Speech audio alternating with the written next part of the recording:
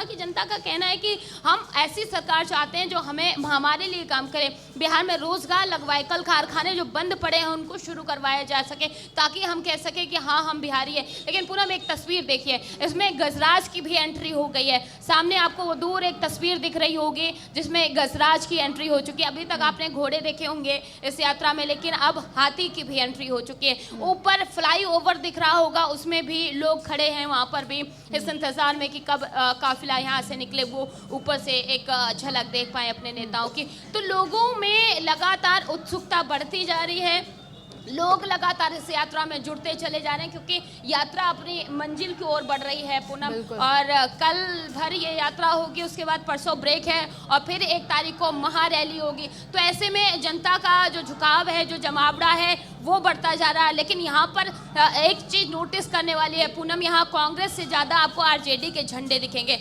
RJD के झंडे इसलिए क्योंकि ये लालू का गृह जिला है, ये राबड़ी देवी का गृह जिला है। इस जिले ने 3 मुख्यमंत्री दिए, एक डिप्टी सीएम दिया। तो ऐसे में यहाँ पर जो युवाओं की दिलचस्पी है, युवाओं का जो झुकाव है, वो अभी फिलहाल के लिए तो आरजेडी की तरफ देखने को मिल रहा है। लेकिन अगर सिर्फ हम गोपालगंज विधानसभा की बात करते पूनम, तो हम आपको पहले भी बता चुके हैं यहाँ पर बीजेपी का कब्जा है। तो इस बार जो ये यात्रा यहाँ पर निकाली गई, ये क्या एक रणनीति है? क्या जनता को ये बताने की कोशिश की पिछले 20 सालों से अगर यहाँ पर बीजेपी है, उसके बाद भी यहाँ की जनता को वो काम नहीं मिल पाए जिन पर काम होना चाहिए था, अभी भी उन चीज़ों से वंचित हैं यहाँ के लोग? क्या ये संदेश देने की कोशिश, और क्या इस यात्रा से लोगों का झुकाव, लोगों का अपने तरफ करने की कोशिश की जा रही है? तो ये तमाम सवाल है। इसीलिए पूनम हम आपको पहले भी बता चुके हैं कि जो रूट मैप तैयार किया गया वो बड़ा सोच समझ के तैयार किया गया है, एक रणनीति के साथ ये रूट तैयार किया गया है। उन जिलों में जाया जा रहा है। आपने कहा कि यहाँ जो झंडे हैं वो आरजेडी के सबसे ज्यादा हैं, क्योंकि लालू का गृह जिला है ये। लेकिन जो बात है वो यहाँ अपोजिट हो जाती है चुनावों में, क्योंकि आरजेडी पर ही यहाँ की जनता भरोसा नहीं करती है। अपराजिता, अगर कहा जाए, क्योंकि जिस तरह से जमावड़ा देखने को मिल रहा है लोगों का, जनता का, क्या ये जरूरी है कि यहाँ के जो वोट हैं वो भी इंडिया ब्लॉक को मिले, आरजेडी को मिले, कांग्रेस को मिले? इसमें कितना संदेह हो सकता है?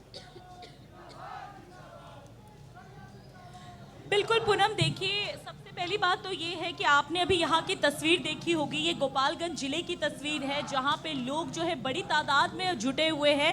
और आपने सबके हाथ में देखा होगा कि सबसे ज़्यादा झंडा आरजेडी का आपको दिख रहा होगा आज इस यात्रा के दौरान। और गोपालगंज बिहार का वो जिला है जो हमेशा से राजनीति में चर्चा में रहा है। यहाँ की पहचान सबसे ज़्यादा लालू प्रसाद यादव से जुड़ती है, क्योंकि लालू प्रसाद यादव का जन्म यहीं के फुलवरिया से हुआ था, फुलवरिया के गाँव से हुआ था, और यहीं से उनकी राजनीति की शुरुआत भी हुई थी। और उन्हीं की वजह से गोपालगंज को राजनीतिक राजधानी जैसा दर्जा भी मिला है। तो यहाँ पर जो लोग हैं बड़ी तादाद में मौजूदगी दिखा रहे हैं और बड़ी तादाद में ये बताने की कोशिश कर रहे हैं कि जो आरजेडी है वो उनको सपोर्ट कर रहे हैं, लालू प्रसाद यादव को सपोर्ट कर रहे हैं। लेकिन कुछ समय पहले बीजेपी ने यहाँ पर अपनी पैठ जमा ली थी, बीजेपी का अब ये गढ़ कहा जाने लगा है। तो इससे ये कह सकते हैं कि किस प्रकार से एनडीए ने लालू यादव के घर में घुस करके सेंध मारी है। लेकिन इस वोट अधिकार यात्रा के माध्यम से ये कोशिश की जा रही है कि वापस जो जमीनें, जो दर्जा छीन लिया गया था, वो उन्हें वापस मिले। अगर हम गोपालगंज में बात करें, गोपालगंज की बात करें, तो गोपालगंज में जातीय समीकरण की राजनीति का सबसे बड़ा फैक्टर है, क्योंकि यहाँ पे यादव, मुस्लिम, राजपूत और दलित समाज के वोटर यहाँ के चुनाव का खेल तय करते हैं। ये हमेशा से हम देखते हुए आ रहे हैं और यही वजह है कि हर पार्टी यहाँ अपनी पकड़ बनाने की पूरी कोशिश करती हुई नजर आती है। अब देखिए, लालू प्रसाद यादव यहाँ के बहुत बड़े नेता हैं और आरजेडी के सुप्रीमो भी हैं और बिहार से 3 बार मुख्यमंत्री और देश के रेल मंत्री भी रहे हैं।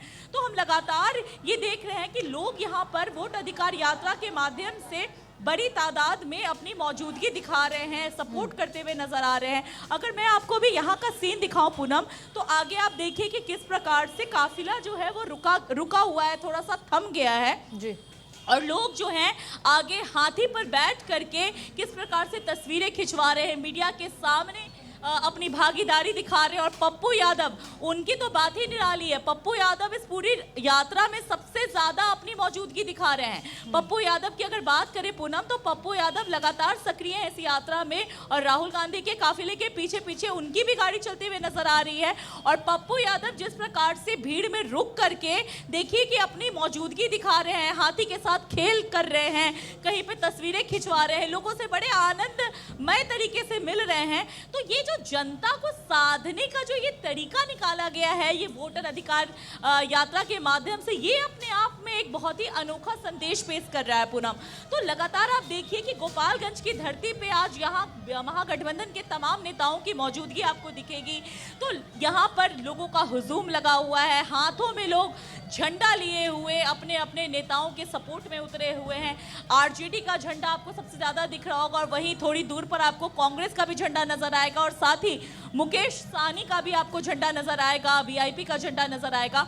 तो आप ये देखिए पूनम कि किस प्रकार से यहाँ पर जो लोग हैं वो अपनी मौजूदगी और भागीदारी दिखा रहे हैं। लेकिन इसमें एक बहुत बड़ा ट्विस्ट है पूनम। इसमें ये ट्विस्ट ये है कि ये सारे के सारे जो लोग जुड़े हुए हैं वो आगे चल के महागठबंधन को वोट देंगे, सपोर्ट करेंगे, ये हम नहीं तय कर सकते, ये यहाँ की जनता ही तय करेगी। और चुनाव के बाद ही ये तय हो पाएगा कि ये जो जनता है जो ये अपनी मौजूदगी दिखा रही है वो एसआईआर के मुद्दे को किस तरीके से ले रही है, वो यहाँ के नेताओं की मौजूदगी को किस तरीके से ले रही है। क्योंकि मैं आपको अभी थोड़ी देर पहले की घटना बता रही हूँ पूनम। थोड़ी देर पहले हमने क्या देखा था कि एक ठेला लगा हुआ था राहुल गांधी की यात्रा से आने से ठीक पहले। तो जब हम उनसे बात कर रहे थे तो उन्होंने कहा कि हम यहाँ मौजूद है, मेला है, उत्सव है, देख लेंगे, लेकिन ऐसा थोड़े है कि हम वोट देंगे राहुल गांधी को, तेजस्वी यादव को, हम तो वोट देंगे जनसुराज को, प्रशांत किशोर को। हमने पूछा क्यों, तो उन्होंने बोला कि क्योंकि अभी हमने सुशासन बाबू का भी राज देख लिया, हमने लालू प्रसाद यादव का भी राज देख लिया, अब जो ये तीसरा पार्टी उभर के आया है जनसुराज, हम उनका भी काम देखना चाहते हैं कि वो किस तरीके से काम कर रहा है।